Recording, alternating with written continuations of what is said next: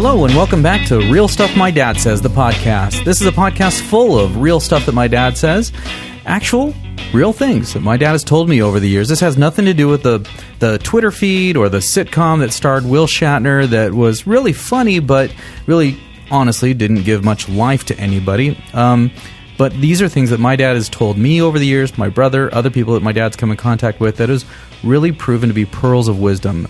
My name's Jefferson Drexler, and I'm here with my dad, Rod. How you doing today, Dad? I'm doing pretty good. And Dad, as we're recording this, we are in the throes of basketball season. You and I are both sports fans. I am a huge, huge college basketball fan, 1 month out of the year. Okay. Yeah. In March with the rest of the country.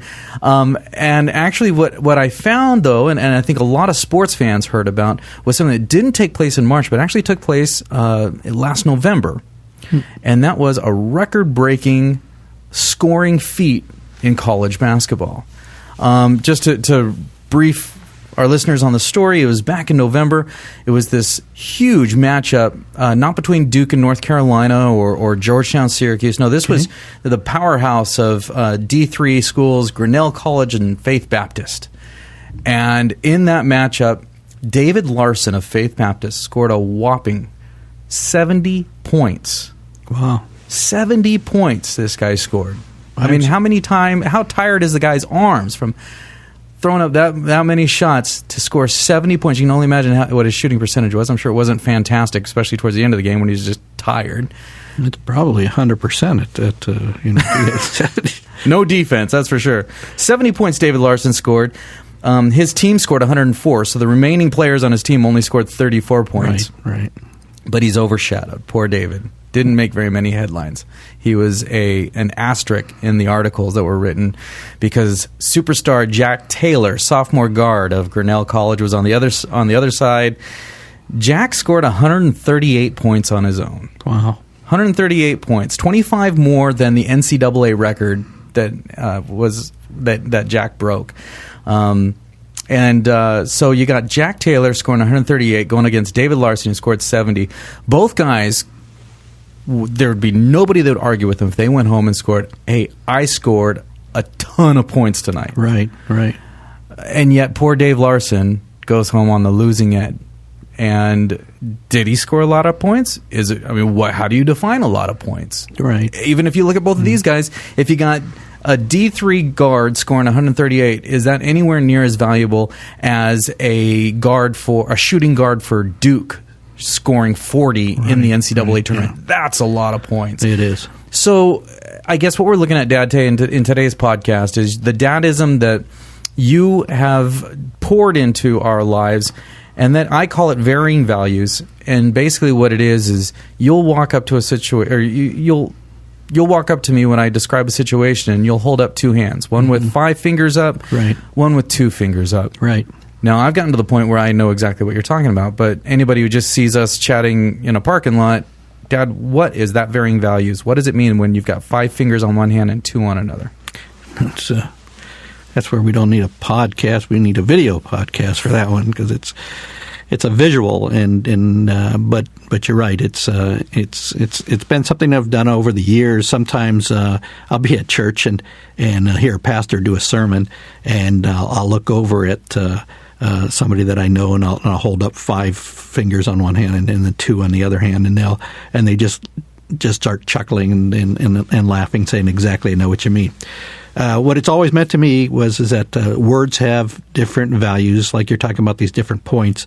I would probably change it a little bit, that when I use the word blue, for example, you can ask a person, what's the color blue look like? And I don't know, what do you think? Probably 100 different shades of blue. But when you hear the word, something comes into your mind, and you actually think of a certain shade or anything else, whether that's a deep dark blue or whether it's a baby blue or something like this. That you just hear the word blue, and your mind goes there. And so that has a word value to it. I don't know how to measure those things, but they do. And somebody else hears the word blue, they're thinking something completely different. So if you say the word like, I have a best friend, this friend is really important to me. And somebody else says, boy, I have a best friend as well, and it might be completely different. It might be that your best friend you see 2-3 times a week. You're in an accountability group together. You're able to share all your important things in life, and they're able to help you through it. Okay, and that would be a great best friend to ever have. And the other person may say, "Yeah, I got a great friend, but they're my best friend, and they live on the other side of the country now. I see them about every third year now, but we talk on the phone, once a year or something like that. But they're still calling it by the same term as you did, best friend, and so again, it has a different word value. So I found that lots and lots and lots of words have that value, and so we have to determine what that means. And so that's how it comes across. And so the poor guy that scored all those points, but the other guy had scored so many more. Was it double? 60, yeah, 68 more. So yeah. Nearly double. And so, I can't imagine having that great of a game and then to be overshadowed by somebody that much of a difference. But it does happen in our lives, and we do see that when we are talking about certain things, we have to come up with a value on it. And where I'll see it is sometimes people will talk about in a sermon, maybe they'll hear a word. Okay, now what does this mean to me? I want you to know that's what you're supposed to do. Every sermon that you hear, every message that you hear, you should be able to evaluate it and say, okay, what does this mean to me in my life? And so some people will gather different things from a message like that than the person sitting right next to them because of the value of those particular words. So you'll hear a word. Right. I'll hear the same word. Yeah. You put a value of 5. Yeah. I put a value of 2. That's what, to be very simple, that's what the hand gestures mean. Right. But I guess more importantly, because really neither you, me, I don't think anybody you or I are very close to are going to go play in an NCAA game and score anywhere near 70 points or even 138 points. I probably could, but I like to hold back a little bit. I don't think you could do that if you were playing at Chuck E. Cheese. You're right. I tried that at Chuck E. Cheese a while back. That thing wore me out. But and I don't think that, if we're dealing with the color blue, I don't know if we're really going to run into real issues when we got. Where this comes into a problem, though, is when you're dealing with interpersonal relationships and somebody says, ooh, I'm really committed to this. That's exactly it. Yeah. So where do you see this as really being a real issue, and then what do we do about it? Okay. That's my wife and I have always used the word commitment, okay, because it's hard for people to even speak it sometimes because they'll hear something and they'll say, you know what, I really want to do that. And so how important that is to you, that's a big question mark on things. We just passed the new year and everyone has new goals that they're setting for themselves for the year, and they say that within 5 days, I think it is, that 95% of those are already out the window. And so what happens with it is that it's talking about an important. What did you think this thing meant when it said that? Said diet. Did you think that meant I'm just cutting down from 7 Oreo cookies to 6, or did it mean I've decided not to eat those cookies for some time? And so that would be the value of something. And you can measure every word that there is, and it's a matter of how important life is. And so I think it comes down to where I'm looking at: do we evaluate our lives, or do we just keep going with life? Whatever's in front of us, we just keep taking step after step rather than looking at the roadmap and figuring out where we're going. I know a lot of people, when they're faced with, when they meet with you and all of a sudden you're putting up your 2 hands like that, usually it's because somebody in that relationship is frustrated. Right. Usually it's a situation that they're having an understanding of what they're defining as whatever commitment. Let's make a trip. What do you mean by trip? Mm-hmm. Let's do a vacation. Let's watch our budget. Whatever it may be. Right. One of the people is frustrated, and the other one is just sitting there going, I don't know what you're frustrated about. Usually that tends to be the way that it goes. Why is it, Dad? Why is it that we're so frustrated in those moments? And why is it that this other person in the room with us, who we tend to these are 2 people that tend to have a lot of conversations together. Right. But how is it they tend to be on 2 opposite ends of the spectrum of their understanding? maybe when they're looking at a particular word, they're seeing it in a different light, saying, you talk about the word trust, okay, and so the word trust is huge. I mean, this thing's really, really mammoth. Somebody says they trust something, and how much trust do they really have in it? That's determined by the 5 and the 2. They may say that they trust something, but do they really trust it?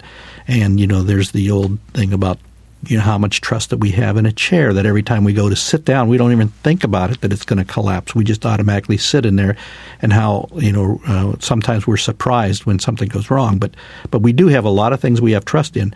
But if you're talking with a spouse and you say, I want to accomplish something in our marriage, and they may be thinking a value of 2, you're thinking a value of 5, might go the opposite way.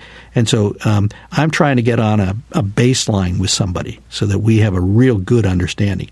If I say something's valuable to me and you say it's valuable to you, is it got the same amount of value to it? And if it does, then we're on the right path together.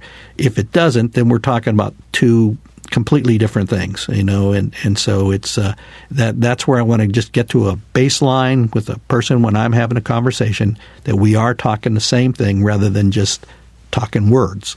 Now let's talk some specifics. I know I've seen it happen. I've seen it happen in my own marriage where you could say, hey, it's really important. We learned this lesson. We needed to be doing a date night. Date nights are important. Let's the 2 of us, even just a cup of coffee or sometime where we can just the 2 of us connect. And both people agree, yeah, we need to do that. But we never lay down the terms. What type of is one thinking just a cup of coffee and the other one's thinking a 5-star dinner, or is one of them thinking a weekend away somewhere? Is one thinking that we need to do this every week, or is the other party thinking, oh, it's like every 6 months we do this?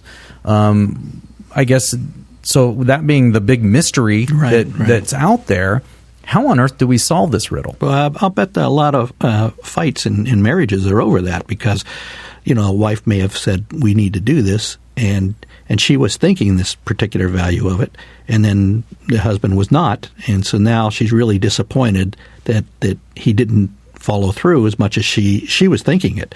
And again, that's kind of like, how do we get on the same path with each other that we know what these things mean? And I'll tell you that it's very hard to do sometimes, but if you're talking about something that's valuable and important to you, you can accomplish it. It's maybe when I talk about somebody joining a home group, home Bible study or something like this, and we'll say, how valuable is that to you? And they'll say, I can't do it. I just don't have any time. It's too hard for me to do. And then I say, okay, I'll tell you what. If I offered you $1,000 every time you came, would you get there? Suddenly they find the time. They do. And so the value of it just changed, okay? And so what happens there is sometimes we got to look at the things in life. Sometimes the things are much more valuable than that $1,000 that we're thinking about, but we will make the adjustment in our lives for that $1,000. Will we make the adjustment in our lives for something else, So to solve that puzzle, then, the key is to thoroughly communicate and make sure that the 2 of you are speaking the same language. Right. And that it doesn't even need to necessarily mean that both of you think that something's worth $1,000. Right. It could be that both of you think that something's worth a nickel. Right. Yeah. But so long as you have the same definition. Same standard, yeah. And so sometimes what happens is that we got to get back to, okay, when you said this, what did it mean to you? And then we can come up with the center focus of where that thing is. And we can come up with the value of it. When, oh, no, when I said the word blue, And isn't it crazy? Because you said just a little bit ago that you think that, and I agree, that many, many marital fights come down to people just not having the same value on whatever word it is that's thrown out there. I thought we talked about this. I thought we had it all settled. And you go, we did? Well, I thought I did it, And yet, really, to resolve that fight, it really just needed a little bit more of a conversation of, wait a minute, what did you mean by that? Yeah. Sometimes these are just tweaks, and I've talked with people that have ended relationships, friends for years, and they believe something was done that may not have been done from the other person's point of view, just as they were thinking of it as a different value. And so whenever you're going to set something down in stone and something that's going to be real important, I think we have to talk about what the value of those particular words are. Dad, thank you so much.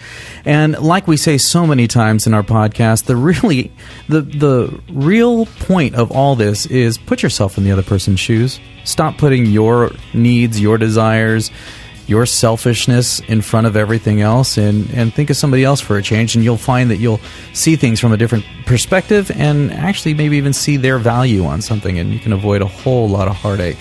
Dad, thanks again for coming and shedding some light on these things.